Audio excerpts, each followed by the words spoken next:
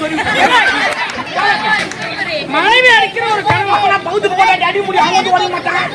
தேவலுங்க பொண்டாட்டி தேவலுங்க எவ்வளவு கஷ்டப்பட்டு எவ்வளவு சம்பாதிச்சு எவ்வளவு செலவு பண்ணி தாலி என்னது கட்டுறான். கூட்டுக்காரர் எதுக்கு இந்த செஞ்சு போடணும்? அவதான் பொண்டாட்டி அவ எங்க செஞ்சு போடுறான். எனக்கு வடனா ரொம்ப அது மெது அண்ணா ரொம்ப பிரியம். ஓட்ட அண்ணா ரொம்ப பிரியம். தீபாவளி வச்சு பொண்டாட்டி வர சொல்ல, வெட்டுமோடு வச்சு பொண்டாட்டி வர சொல்ல, விநாயகர்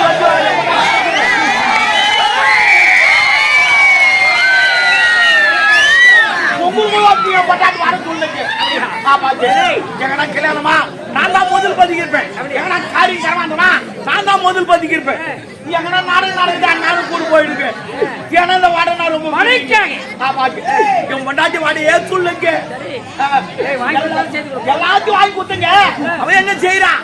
காலைல 8 மணிக்கு டிவாண்ட் உட்காந்தா நைட்டு 12 மணி ஒரு சீர்ல கட்டி ஆயுதம் கறக்கிறாங்க. அதனால இனிமே இவளை நம்ப கூடாது அப்படின்னு சொல்லிட்டு நானே போய் சாப்பிடலான்னு சொல்லிட்டு நேரம் பஸ் ஏறி வேலூர்ல போய் இறங்கிட்டேன். வேலூர் போய் ஆமா தூங்கினே போயிட்டேன். நான் அப்படி போய் தூங்கினே போய் அங்க 2 வடை வாங்கி சாப்பிட்டுங்க. வேலூர்ல ஓட்ட வாடங்க சாப்பிட்டு ஏறி உக்காந்துங்க. தூங்கினே திருவண்ணாமலை போயிட்டு ஆமா போயிட்டு இறங்கணும் இல்லையோ காத்துல வச்சு பீசல் அடிக்குதுங்க. கலி கட்டிக்குது பம்செட் மாதிரி அடிக்குது. ஆட்டோ வந்து பாவிக்கிற ஏன்டா வாடையெல்லாம் போன மாத்திரம் போறான்னு சொல்லிட்டு சரி விடக்கூடாதுன்னு சொல்லிட்டு நேரா கடை போய் கேட்கலான்னு திருமணம் வண்டி ஏறி வேலூர் போய் இறங்க தூங்கி இறங்கி நேரா கடைக்காரங்க போனேன். அட பாவி நாங்க துடு குத்தாண்டா வடி வாங்குறோம் ஏன்டா புன மாசம் போறீங்கன்னு கேட்டேன். அதுக்கு வந்தோன்னா ஏய் நான் ஓட்டுற முதலாளி பார்த்து உள்ள போய் பாடுறானா. உள்ள போய் பார்த்தா கண்ணு குறியில் ஊத்து உட்காந்துக்கிறாங்க. பொண்ணுன்னு கொடுக்கட்டே ஒரு கை கொடுக்கட்டேதுங்க. ஒரு கையில எப்படி வாட்ட சொல்றாங்க. நான் வாட்டலாம் தட்டான் போறான். அப்போதான் நான் அடடா நான் சாப்பிட்டது போன மசூர் கிடையாது. அவன் அக்குரு மசூர் காத்துல வச்சு பீசலாச்சு. அதை பார்த்து வாஜ வந்துச்சுங்க.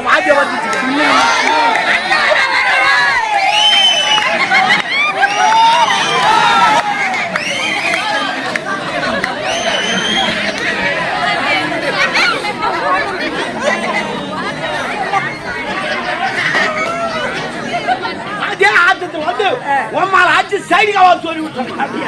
ஆமாங்க ஆனா அவன் சொன்னான்டா ஐயோ என் வீட்டுக்காரன் நினைச்சான் இனிமே இவனை அவனை வாய மாட்டேன் அப்படின்னு நேரம் கோர்ட்டு போய் கேஸ் கொடுத்துட்டான். என்ன தூய்மை கிளிக்குள்ள நிக்க வச்சுட்டாங்க. அந்த பக்கம் பார்த்தா சீது பேசி உக்காந்து ஏதோ ஒரு பேசி ஏண்டா பையா கொண்டாட்டி ஏன்டா அடிக்கிற அவர் கேஸ் கொடுத்துட்டாங்களா அப்படின்னு சொன்னாரு. கேஸ் கொடுத்தா என்ன பண்ண சொன்னாங்க. அவர் கை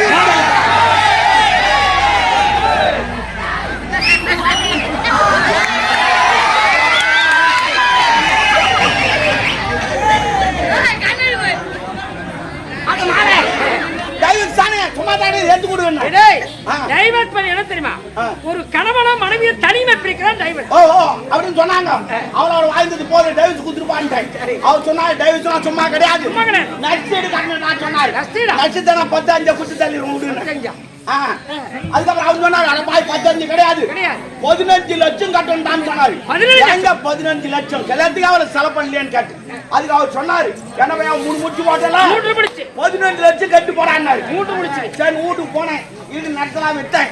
அங்க கடத்த வாங்கினேன். 5 லட்சம் ரூபாய் கட்டிட்டேன். இன்னும் 10 லட்சம் எங்கன்னு கேக்குறாங்க. நான் லூசா நீ லூசா அந்த ஆளு காட்டணும். அதுக்கு கேட்காரு அவரு கேண்ட வேலை போல கேட்கறது. நான் போட்டது ஒரு முச்சி 5 லட்சம் ரூபாய் வாங்கிக்கோ.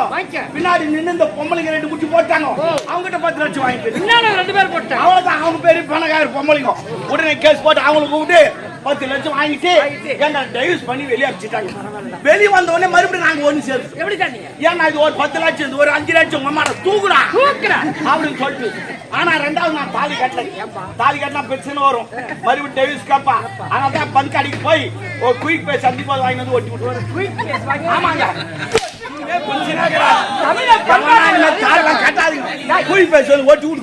ஒரு மஞ்சள் கேவுக்கு எவ்வளவு மாங்கல்ய அதை வச்சு காட்டுறாங்க. 3 மூச்சு போட்டேன் 3 மூச்சு போட்டேன் ஒட்டி விடுங்கடா. சொல்லிவிட்ட விட்டு தள்ளு பெண் குழந்தைய பொண்டாட்டியா தேவையில்லைங்க. அவன் தாலி கட்டி ஐதுங்கிறான். ஏன்டா தாலி கட்ட போய் வேதனை போடுறான். சில பேர் ஓய்ச்சாப்லயே உட்காந்துக்கிறான். சில பேர் டீ கடையில பத்துங்கிறான்.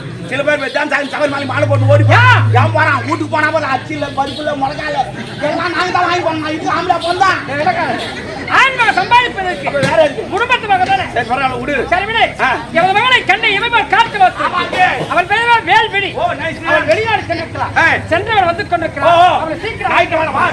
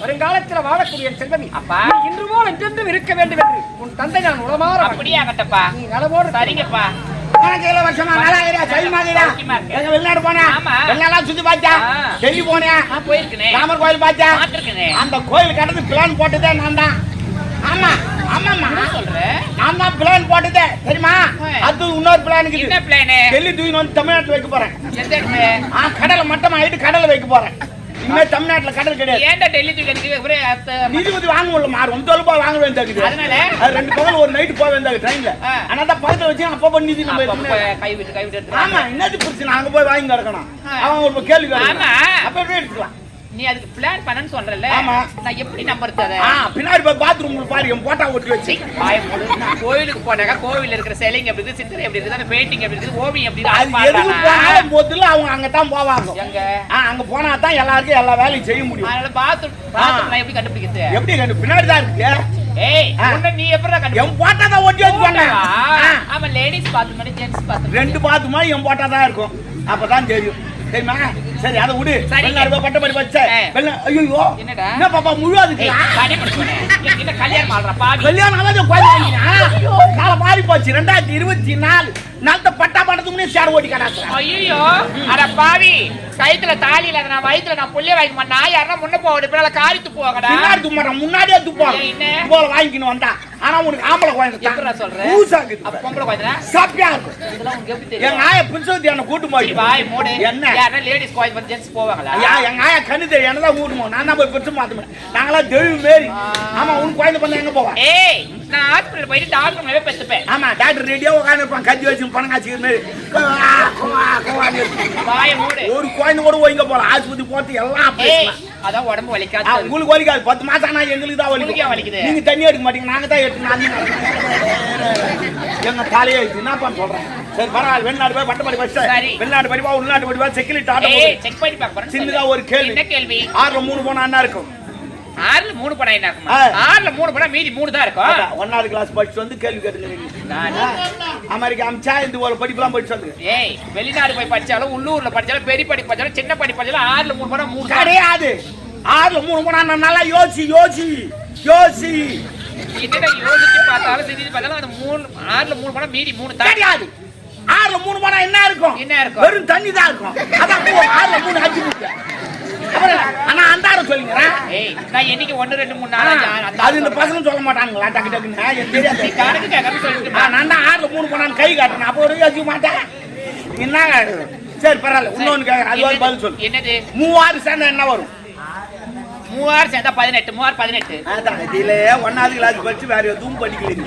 நல்லா யோசிச்சுமா. எப்படிதான் பார்த்தாலும் யாரு என்ன கிடையாது 18 தான் வருது. 3 சேர்ந்தா வெள்ள வரும்னு இன்னொருத்தன் சொல்லுவான்.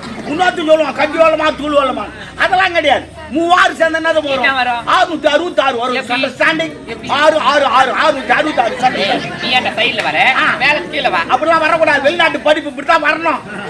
3018 இதுலயே உக்காந்து யோசி, நல்லா யோசிக்கணும். சரி பரவாயில்ல, அது விடு. முட்டிக்கு நடுப்புற என்ன இருக்கும்? முட்டிக்கு நடுப்புற என்ன இருக்கும்? குண்டா மஞ்சள் கரு இருக்கும்.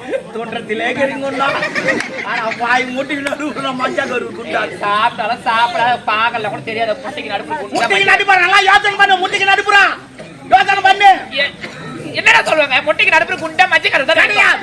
முட்டிக்கு நடுப்புற என்ன தெரியுமா இருக்கும்? இட்டு இருக்கும். இட்டை இட்டுக்குதா? நீ சொன்ன பதில் என்னமா? முட்டிக்குள்ளோம். நான் சொன்னது முட்டிக்கு நடுப்புறோம். ஆமா, நாங்க முட்டிக்கு நடுப்புறதான். நீ சொன்ன முட்டிக்குள்ளோம். பாத்துறேன். என்ன பட்டு பாட்டு பேச கூப்பிடுங்க. என்ன சொன்ன கூப்பிடுங்க.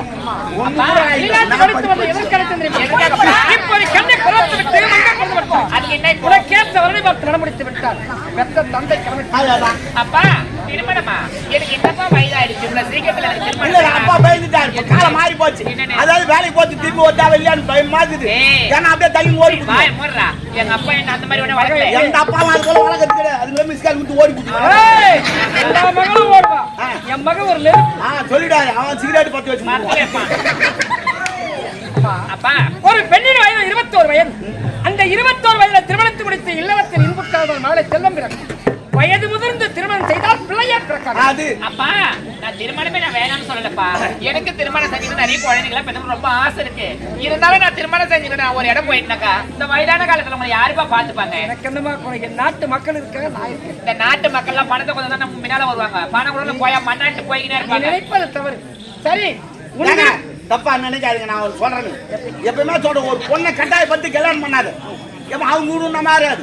நீ நல்லா இருக்க மாட்டேன். நம்ம நாடு நல்லா இருக்காது. எப்ப சம்பந்ததோ அப்ப பண்ணி வை. எல்லாமே நல்லா இருப்பாங்க. அம்மா அப்பா மறுத்துரைக்க மாட்டேன். சரிங்கப்பா. வராம இருக்குது.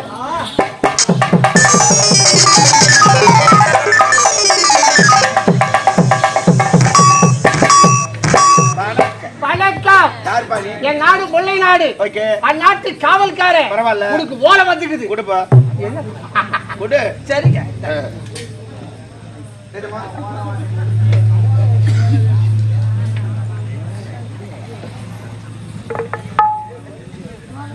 முல்லை நாட்டாளக்கூடிய மோகன்ராஜ் வரையும் மடல் யாதனை மணிபுரி நாட்டாளக்கூடிய மணிமாற மன்னன் 3 ஆண்டு காலமாகவே எனக்கு சேர வேண்டிய கப்பப்பணம் செலுத்தா கணத்திற்காக இந்த விகிதம் கண்ட ஒரு வாரத்தில் கப்பப்பணம் செலுத்தவில்லையே உன்னோடு போரும். யாருக்கு யார் போர்? எதுக்கு கப்பப்பணம்? அங்கு கொஞ்சம் விளையாடும் கண்ணியில பெண்களுக்கு மஞ்சள் அழைத்து போயிருந்தா நாத்து நட்டாளா கலைவரித்தாயா ஏறு ஓட்டியா அண்டு மாட்டான் எதுனால கப்பப்பணம் போடாமல. ஐயோ என்ன கோபமா பேசுறீங்க? அம்ப எய்தவன் எங்கே இருக்கிறான்? இவன் தூதுவனாக தூதுவன் இந்த வரவேற்கும் இந்த மணிபுரி நாட்டு உனக்கு விருந்திருக்கிறது. உணவருந்தி உன் நாடு செல். எப்ப நான் போர் என்று சொன்னாலோ போரில பணத்தை பெற்றுக் கொடுத்து வீடுகளை எடுத்து ஓடு.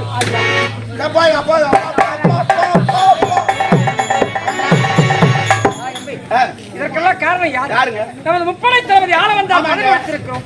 இதுவரை என்ன செய்து கொண்டிருக்கிறார்? விரைவாக சென்ற ஆள